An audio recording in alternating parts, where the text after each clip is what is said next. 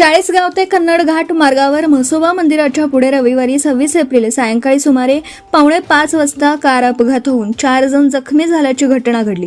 मिळालेल्या माहितीनुसार MH1 BY 5371 क्रमांकाची कार चाळीसगावकडून कन्नडकडे घाटातून जात असताना वळणावर कट लागल्याने वाहन घसरून अडकलं।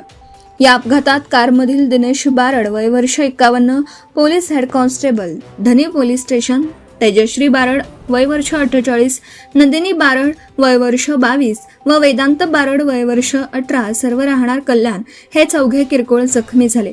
जखमींना पाय व कमरेस दुखापत झाल्याची माहिती आहे।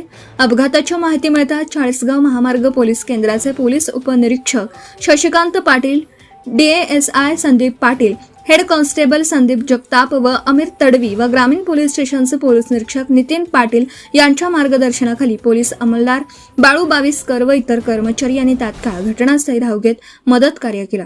सुमारे सायंकाळी 6:30 वाजेपर्यंत कारवाई पूर्ण करण्यात आली। हा अपघात चाळीसगाव पोलीस केंद्रापासून सुमारे 12 किलोमीटर अंतरावर घडला।